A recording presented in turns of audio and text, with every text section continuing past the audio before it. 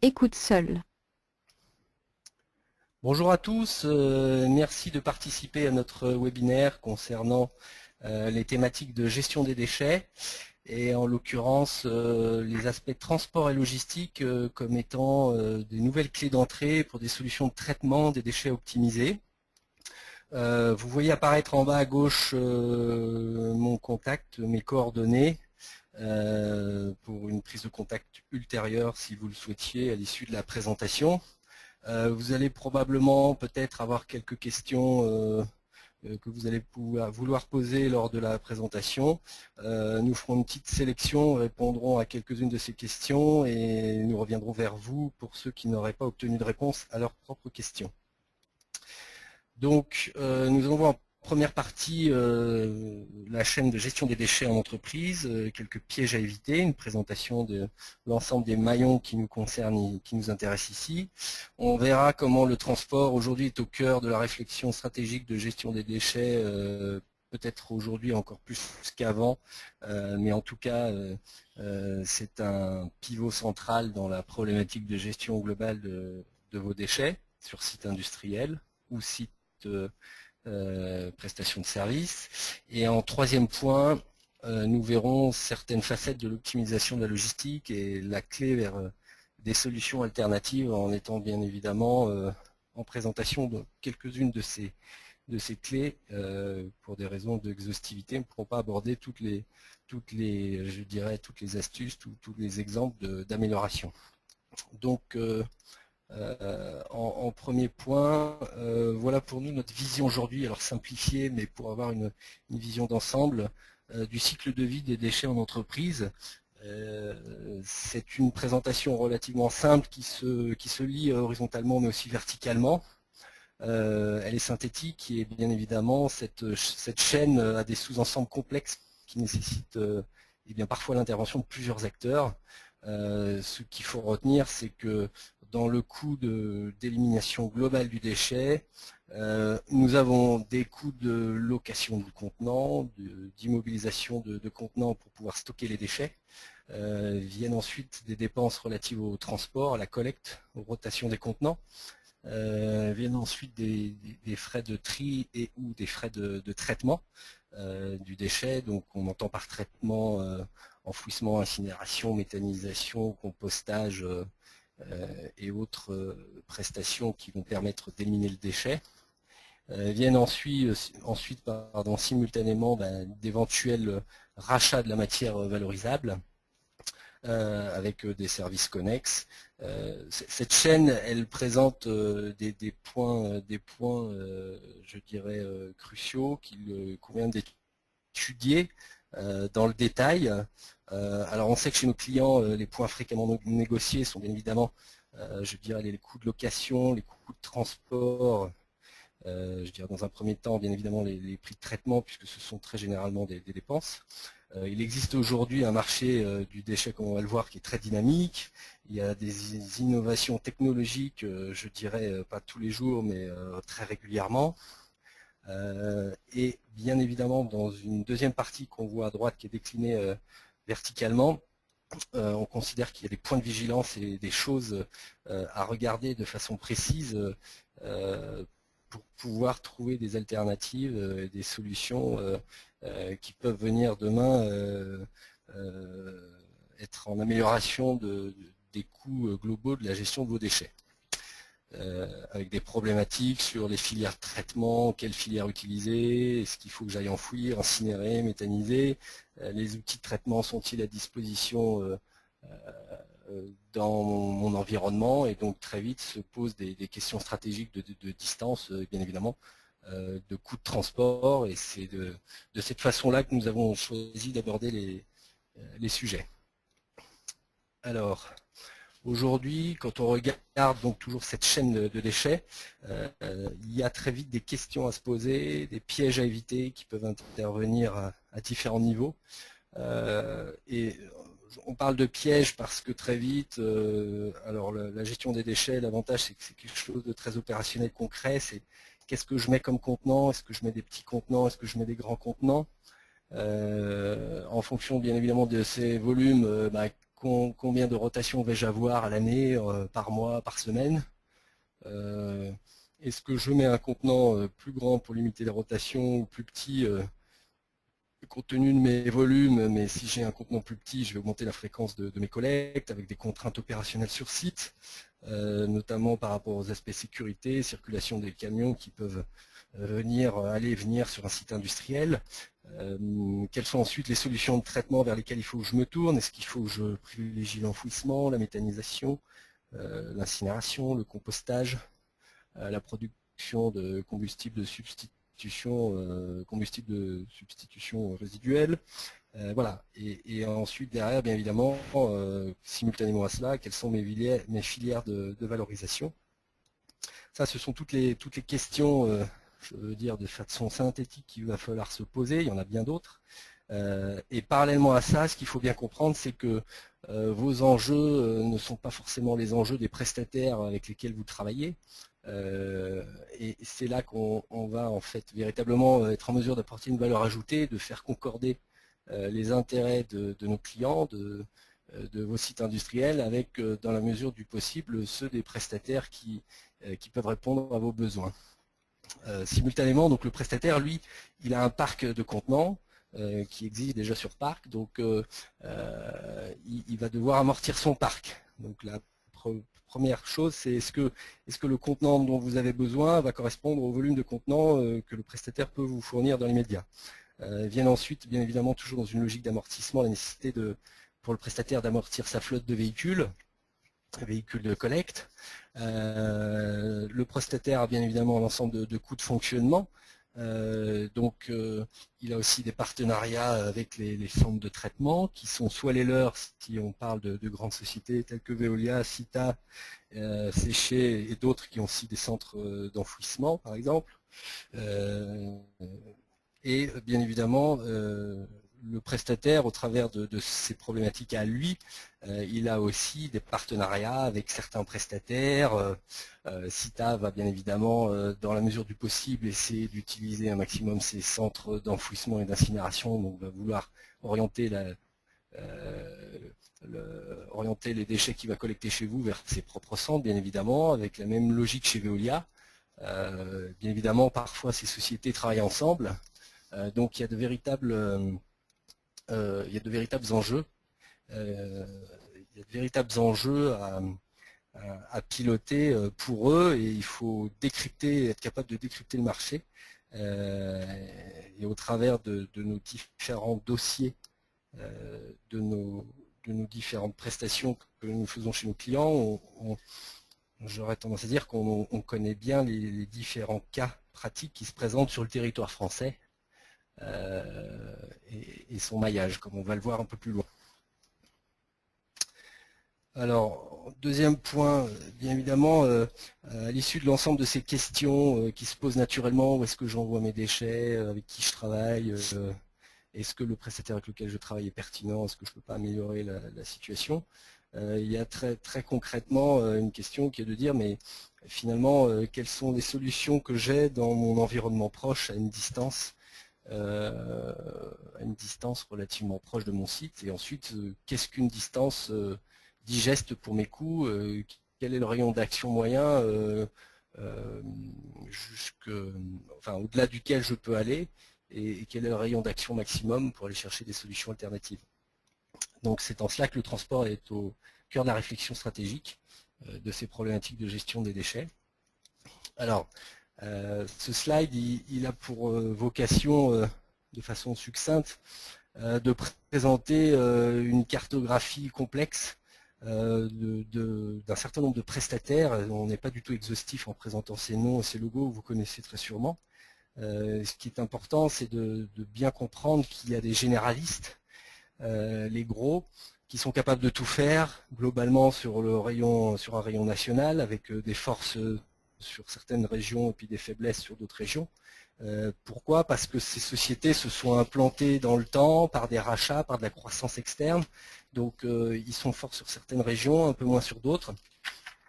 Et aujourd'hui, il faut bien comprendre qu'historiquement, le métier du déchet, alors si on part des recycleurs, puisqu'il y a ici des sociétés comme Paprec, des sociétés du réseau Praxi, des sociétés implantées en Bretagne et je dirais partout ailleurs, qui se sont développées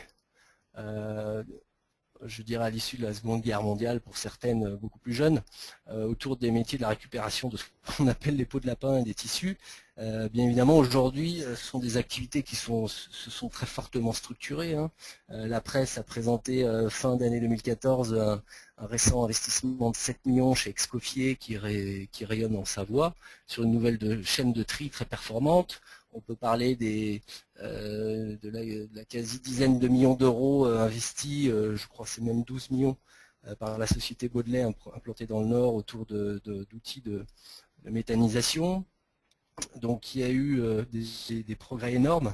Ces sociétés se sont développées, ont commencé à traiter certaines typologies de déchets, et puis ensuite se sont développées sur d'autres types de récupération de déchets, et puis se sont aussi spécialisées sur certains sujets, les estimant plus stratégiques que d'autres, et puis les estimant plus pertinents dans la mesure où ils sont aussi, je dirais, historiquement implantés sur des régions où il y a des sociétés plus dans l'agroalimentaire, d'autres sont plus dans des bassins sidérurgiques, donc forcément ont été amenés à développer des activités de récupération de métaux ferreux non ferreux, et d'autres implantés dans des zones où la production industrielle générait beaucoup de déchets dangereux, eh bien ont développé ces activités. Je pense à ARF, qui est un indépendant local implanté dans le Nord, du côté de Saint-Rémy-du-Nord, qui a des outils de collecte et de traitement sur un certain nombre de sites.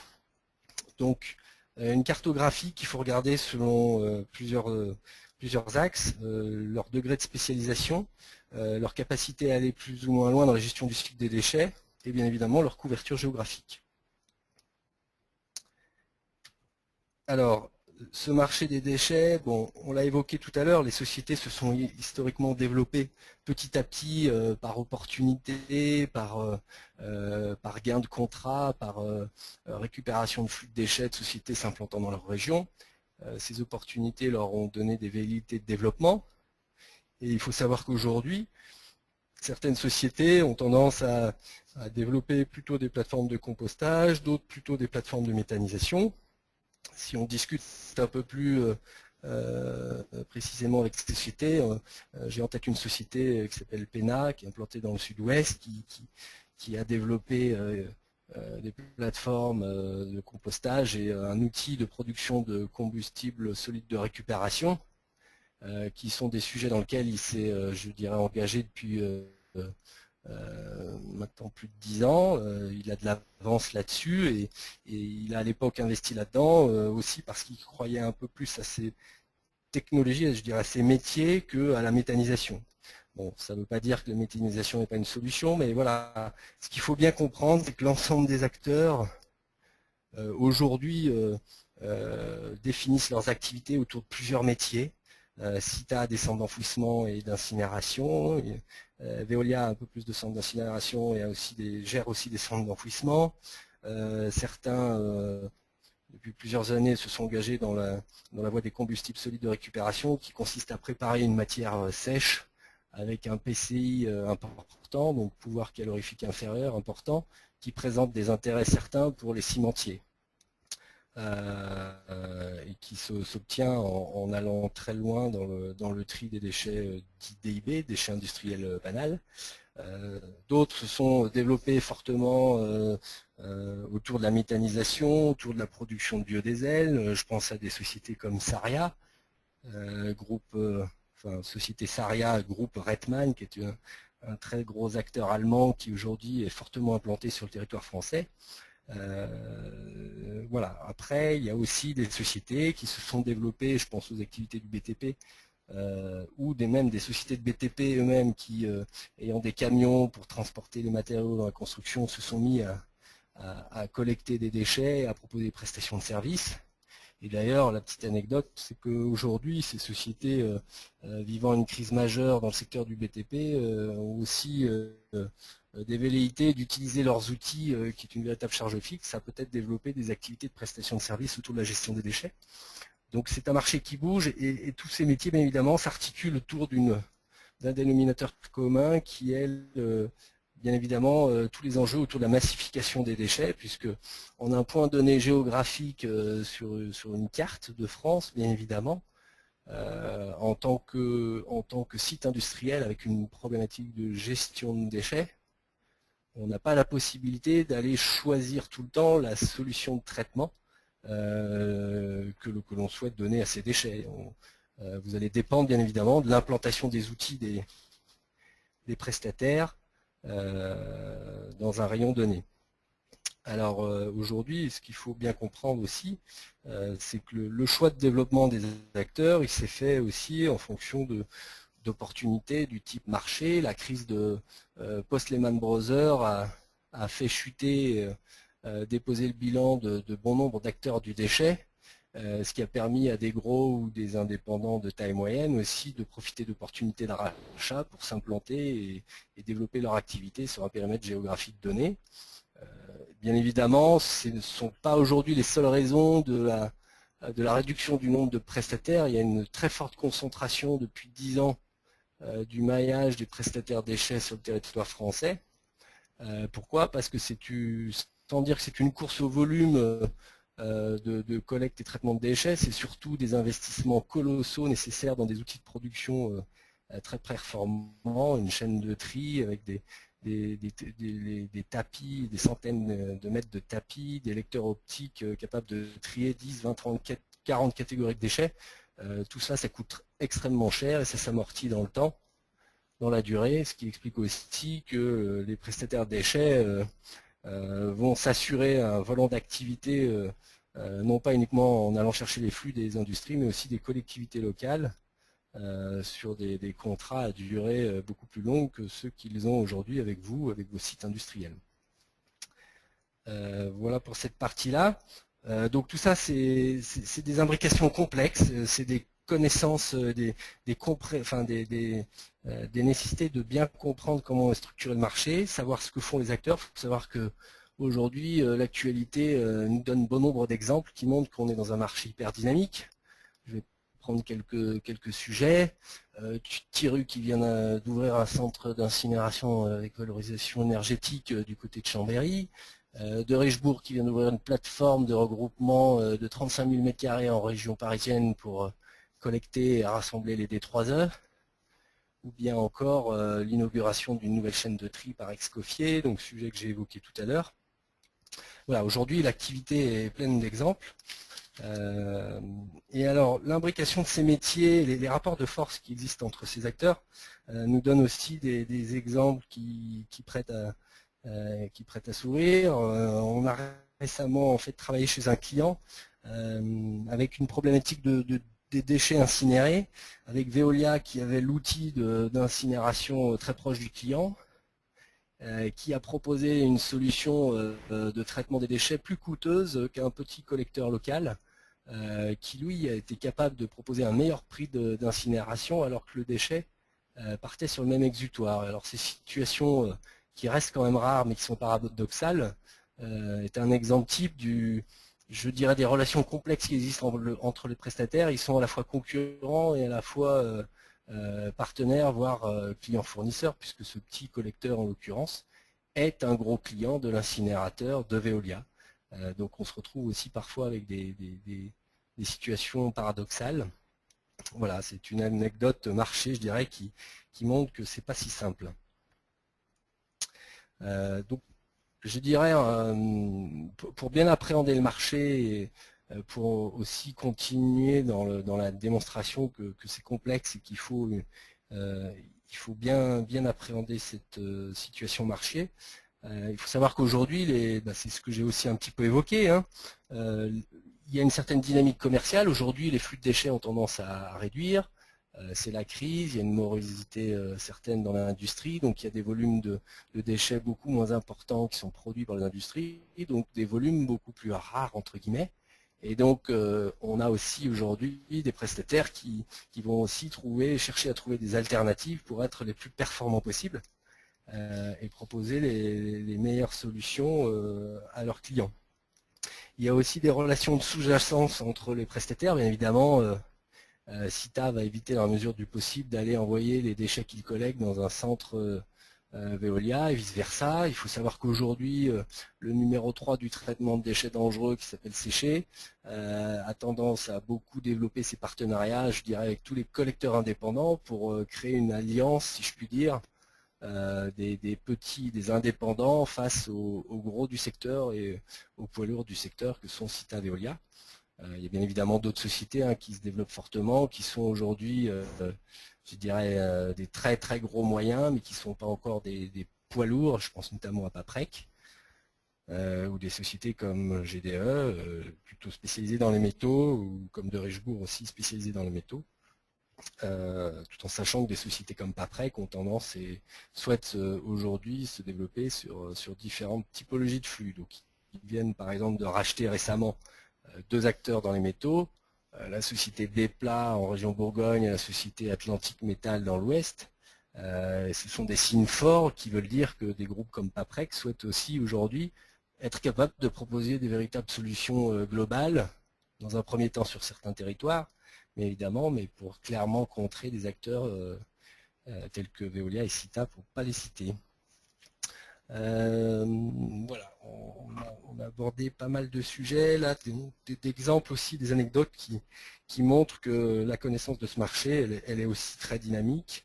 Je veux dire qu'il faut se mettre à jour, il faut savoir ce qui se passe, parce que la situation d'aujourd'hui ne sera pas celle de demain, ni d'après-demain, etc. Alors, je dirais toute cette articulation, toute cette structure autour du marché des déchets, aujourd'hui, ce qu'il faut bien comprendre, c'est que le transport des déchets, c'est quand même la clé d'entrée, c'est le passage obligé pour aller vers des solutions alternatives de traitement différentes que celles qui existent. Donc aujourd'hui, si je prends un exemple concret, on traite le déchet d'une certaine façon dans un rayon de 10 ou 20 km qui est proche, si on trouve des solutions alternatives à 40, 50, 60 km, va se poser le problème de réduire le coût de transport pour rendre la solution alternative vivable. Donc concrètement, vous avez ici un schéma qui est un exemple chez nous, un cas industriel, qui révèle la présence de différents acteurs dans un rayon de 10, 20, 30, 40 km. Et bien évidemment, la pertinence des prestations à aller chercher avec tel ou tel prestataire, elle dépend bien évidemment de la cartographie, je dirais de la carte d'identité des déchets qui sont produits sur le site. Aujourd'hui, si mon site industriel n'a que des métaux, bien évidemment, les prestataires pertinents peuvent a priori être GDE ou de Richebourg, plutôt qu'une société comme Covet qui est un peu plus loin, ou éventuellement Paprec qui sera encore plus loin, qui est, je dirais, un acteur moins développé dans les métaux que ne le sont de Richebourg et GDE. Si en revanche on a un équilibre dans la nature des déchets produits par le site industriel, on a peut-être intérêt à aller chercher une prestation globale avec des acteurs du type Cita ou Veolia ou d'autres, Nicolas aussi. Voilà. Chaque cas est différent, chaque situation client et chaque situation de site industriel est différente et nécessite d'être analysée en regardant bien précisément ce qu'il y a autour du site et les solutions qui se présentent. Alors ce slide, toujours pour revenir sur la partie déterminante du transport, nous amène à réfléchir sur aujourd'hui le prix du gasoil. Il faut savoir qu'aujourd'hui, grosso modo, un coût de transport, c'est un tiers du coût du camion, de l'amortissement du camion, un tiers gasoil, un tiers du prix du gasoil, et un tiers le coût de la main-d'œuvre. Aujourd'hui, si le prix du baril a fortement diminué, on peut imaginer que la forte diminution de ce prix va impacter de façon sensible le coût de transport global. Donc si en gros le baril a perdu la moitié et que la part gasoil représente, on va dire, allez, 25, 30, 35%, on va dire la moitié de 30%, c'est 15%, il y a peut-être des alternatives aujourd'hui qui se présentent pour aller trouver des solutions alternatives un peu plus loin. Bien évidemment, il ne faut pas baser la recherche de solutions uniquement sur des facteurs conjoncturels. mais elles peuvent ouvrir des voies à des solutions alternatives, qui convient bien évidemment de regarder. Donc très concrètement, sur des problématiques de transport, il faut comprendre que le sujet il doit s'aborder en prenant en compte toutes les compositions du coût de transport. Un coût de transport, c'est un tonnage. Un coût de transport à la tonne, c'est un tonnage dans un volume donné. Donc les solutions, bien évidemment, le meilleur déchet c'est celui qu'on ne produit pas, donc s'il n'y a pas de déchets, il y a moins de transport. Mais après, pour réduire le coût de transport sur un déchet donné, la seule alternative possible c'est de compacter ce déchet, ou bien de le déshydrater sur place, si c'est un déchet liquide essentiellement constitué d'eau. C'est pas si simple, mais ça peut être des solutions que nous sommes amenés parfois aussi à conseiller à nos clients sur des problématiques bien particulières. Et si on prend le cas ici d'un compacteur versus une benne 30 mètres cubes, l'histogramme, le graphique en bas à droite prend des valeurs aléatoires. C'est plus pour un aspect visuel, mais il y a concrètement et très précisément un point d'inflexion qu'il faut déterminer en fonction du coût de transport, en fonction de la densité du déchet, et en fonction du coût de location évidemment du matériel. Bien évidemment, se superpose à cela la faisabilité sur le site, les contraintes opérationnelles. C'est un premier exemple de cas concret qu'on peut rencontrer. Là, c'est un deuxième cas concret avec la même approche qui consiste à éventuellement utiliser des solutions techniques dites de roll packer, qui est un système très utilisé dans les déchetteries, mais qui peut l'être aussi chez les industriels, et qui peuvent présenter de véritables solutions alternatives, ou en tout cas de réduction significative des coûts de transport, en massifiant les flux dans les bennes. Alors, la petite anecdote, c'est qu'on a déjà rencontré des prestataires qui amortissait ce type de matériel chez un gros client. Et bien évidemment, ce prestataire a la possibilité, alors qu'il amortit complètement ce matériel chez un client, de faire tourner cet outil à proximité de son gros client, de facturer éventuellement le même prix de la prestation, mais en lui permettant ainsi de dégager des marges importantes, puisque l'outil étant quasiment amorti chez un de ses clients, il a eu des opportunités pour développer l'utilisation de son outil à côté. Donc c'est aussi tout bénéfice pour lui. Et je cite cette anecdote parce que il faut, avant de s'engager dans cette solution, vérifier si le prestataire investit pour lui dans cet outil. Est-ce que c'est un outil qui tourne déjà? Est-ce qu'il y a des marges de négociation, bien évidemment, pour travailler sur ce sujet-là? C'est un exemple parmi tant d'autres. La connaissance aussi de la logistique du fournisseur est importante. Donc on vient de voir quelques leviers opérationnels sur site. Mais le décryptage des solutions présentées par les prestataires, il faut aussi bien les comprendre. Vous avez un premier cas où aujourd'hui un prestataire va vous présenter une solution vers un exutoire à 40 km, et puis une deuxième solution avec un exutoire plus proche. Ce prestataire va avoir tendance à vous vanter l'intérêt de transporter les déchets à une distance moindre, mais peut-être que derrière, ce prestataire renvoie la matière à une destination beaucoup plus lointaine que la première solution. Et quelque part, si la solution 2 revêt un coût de transport plus intéressant par le fait que la distance soit moindre, le rachat de cette matière, s'il y a rachat sur du papier, du carton, du plastique, est peut-être altéré par la distance qu'il va devoir parcourir pour aller travailler avec le négociant, ou surtout avec l'exutoire final avec lequel il a peut-être contractualisé des engagements de volume, des engagements de tonnage sur des matières. Donc tout cela, c'est pas forcément transparent au travers des remises des offres des prestataires.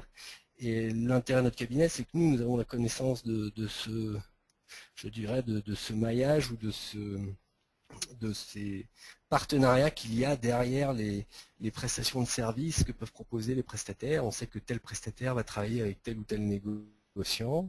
On sait que tel ou tel prestataire travaille en direct avec ses usines, qu'il est plus regardant sur les qualités de la matière qu'il va venir récupérer chez vous, mais qu'en revanche, il va avoir des meilleurs prix de rachat de matière parce qu'il va envoyer directement la matière sur les exutoires sans passer par des intermédiaires qui viendraient bien évidemment superposer un certain nombre de marges. Tout ça c'est compliqué, c'est des informations qui sont parfois difficiles à obtenir et que nous on est amené à obtenir puisqu'on discute avec l'ensemble des acteurs sur le marché et qu'on est en quelque sorte un observatoire et qui nous permet d'avoir une vision, je dirais, confortable de ce qui se passe véritablement autour et entre les prestataires et sur le marché français.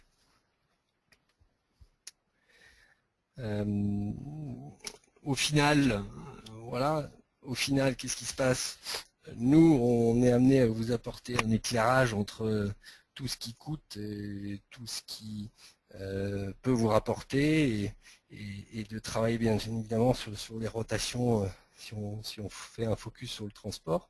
Et tout cela nous amène à un équilibre voilà, plus ou moins je dirais, plus ou moins pertinent pour trouver des solutions alternatives. Il n'y a parfois pas de solution, donc il n'y a parfois pas d'alternative possible, mais on peut parfois faire des choses intéressantes chez nos clients. L'idée est bien évidemment de payer le juste prix et c'est là la garantie d'un certain équilibre entre les coûts et les recettes qu'on peut générer chez nos clients. Voilà, on arrive à la fin de notre présentation. Je ne sais pas s'il y a oui, il y a quelques questions qui ont été posées. Alors si des questions précises qui ne sont pas encore posées, enfin si certains d'entre vous avaient certaines questions, n'hésitez pas à reprendre contact avec nous. Donc les contacts ici en haut à gauche figurent sont les mêmes que ceux de la première page. Alors on a quelques questions qui rejoignent un petit peu ce qu'on a évoqué tout à l'heure. Est-ce que la baisse du prix du gasoil est une opportunité pour aller chercher des alternatives? Je dirais oui et non. Oui, si c'est une baisse qui va durer un certain temps et qui permet d'ouvrir des nouvelles solutions dans les semaines, dans les mois qui viennent. Les coûts de transport ont clairement diminué pour l'ensemble des acteurs industriels. Maintenant, si, et c'est relativement mécanique, le prix du baril du pétrole remonte à échéance 5-10 ans, ça peut refermer l'intérêt économique aujourd'hui, ça peut réduire ou supprimer l'intérêt économique qui est certain aujourd'hui, mais qui le sera moins plus tard. Voilà, alors on a aussi une autre question, alors on avait deux questions, mais elles se ressemblent un petit peu. On a parlé de négociants tout à l'heure, effectivement, de prestataires, d'acteurs de complexité du marché.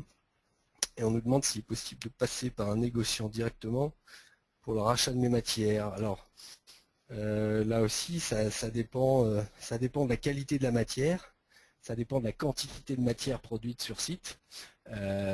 Et je dirais qu'en fait, ça dépend aussi du conditionnement de cette matière. L'envoi de cartons chez des cartonniers en direct doit se faire en respectant des règles de conditionnement. Il faut charger des semis complètement, donc il faut des camions de 20 tonnes au minima, avec des balles de qualité certaine, c'est-à-dire qu'il ne faut pas de pollution de la matière. Donc ça implique chez vous sur votre site que vous ayez la surface pour stocker les machines. Ça nécessite un éventuel investissement dans une presse qui sera de taille dimensionnée en fonction des volumes annuels. Presse que vous pourrez soit acheter, soit louer. Il y a un certain nombre de paramètres. Mais bien évidemment, la question peut se poser, mais pas si simple si on y regarde à deux fois. Il faut aussi comprendre qu'il y aura des logiques de coûts internes à prévoir, c'est-à-dire que si demain vous décidez d'implanter un outil pour envoyer votre matière directement chez les acteurs qui reprennent, il va vous falloir consacrer de la main-d'œuvre pour assurer le suivi de la presse, rassembler les cartons dans la presse, générer les balles, sortir les balles, les mettre de côté, les stocker, les suivre. Donc effectivement, ça dépend du volume et ça dépend d'un certain nombre d'aspects logistiques opérationnels sur votre site. On a une autre question qui parle de rachat matière et qui qui demande s'il est plus intéressant de négocier les prix de rachat fixes. Alors bien évidemment, ça dépend de l'âge du capitaine, j'ai envie de dire, ça dépend des prix marché. Si on est sur un marché qui a tendance à baisser, bien évidemment, négocier un prix fixe assure une certaine sécurité dans la stabilité de la ressource financière. Si maintenant on est dans un marché variable avec des hausses et des baisses, eh bien, il faut indexer le rachat de sa matière sur les variations, avec bien évidemment pouvoir profiter des hausses quand elles viennent, mais vous profiterez aussi entre guillemets des baisses sur un marché qui viendrait à fluctuer. Alors il faut savoir que par exemple aujourd'hui les collectivités locales qui gèrent des budgets au niveau de sa commune ont plutôt tendance à pratiquer des prix fixes, ou en tout cas à demander de bénéficier de variations du marché, mais avec un système de prix capé à la hausse comme à la baisse pour toujours s'assurer une ressource budgétaire minimum, parce que je vois mal un maire annoncer à ses administrés que le prix du plastique ou du carton s'étant cassé la figure, le prix de la collecte des déchets passerait demain du simple au double. Ça serait difficile à faire passer. Donc on a des logiques qui bien évidemment font choisir le fait d'indicer le rachat de sa matière ou pas. On a aussi je pense que ce sera la dernière question, parce qu'après il y a beaucoup d'autres questions, je ne pourrais pas répondre à tout. On nous demande pourquoi l'État n'augmente pas fortement la TGAP pour infléchir le comportement des entreprises. Alors, le problème, c'est que la production de déchets sur le territoire français, suivant les territoires, n'est pas la même. Donc on a des endroits où les outils d'enfouissement et d'incinération sont saturés, et où il faut transporter la matière sur d'autres départements pour pouvoir trouver un exutoire. Il faut savoir bien évidemment qu'il y a cette première contrainte qui fait que l'État ne peut pas faire n'importe quoi. D'autre part, demain si l'État venait à augmenter ou à doubler ou tripler la TGAP sur l'enfouissement ou l'incinération, il y a des territoires qui n'ont pas d'autres alternatives, puisqu'il n'y a pas d'outils. Et ça tuerait immédiatement la compétitive, enfin ça tuerait l'entreprise, ça diminuerait fortement immédiatement, je dirais, la compétitivité d'une entreprise qui verrait son poste déchet prendre 10, 20, 30, 40%. Aujourd'hui, des sociétés qui fabriquent du très gros matériel industriel, lorsqu'elles répondent à des dossiers d'appel d'offres face à des Canadiens ou des Allemands, eh bien, des centaines de milliers d'euros sur des très gros contrats peuvent faire la différence, et un surcoût des déchets qui exploserait comme ça d'une année sur l'autre peut représenter la marge d'une société. Donc ça serait du suicide pour un État qui se garantirait de cette façon une levée de bouclier des industries et de leurs représentants. Voilà. Je suis bien évidemment aujourd'hui à votre disposition pour répondre à un certain nombre de questions que vous pourriez avoir. La problématique déchets est vaste. On a décidé et souhaité aujourd'hui faire un focus sur la partie transport, puisque on a une situation aujourd'hui qui fait bien évidemment que les coûts de transport sont très fortement impactés par la baisse du prix du pétrole. Donc c'est clairement aujourd'hui une opportunité pour, sans remettre en question, je dirais se reposer des questions sur les solutions que vous avez sur vos sites pour gérer les déchets. Voilà, merci à tous. Je me tiens encore une fois à votre disposition pour répondre à vos questions. N'hésitez pas à nous contacter et je reviendrai rapidement vers vous avec, dans la mesure du possible, des explications, soit par mail ou soit par un échange téléphonique si vous le souhaitez. Merci à tous et à bientôt. Au revoir.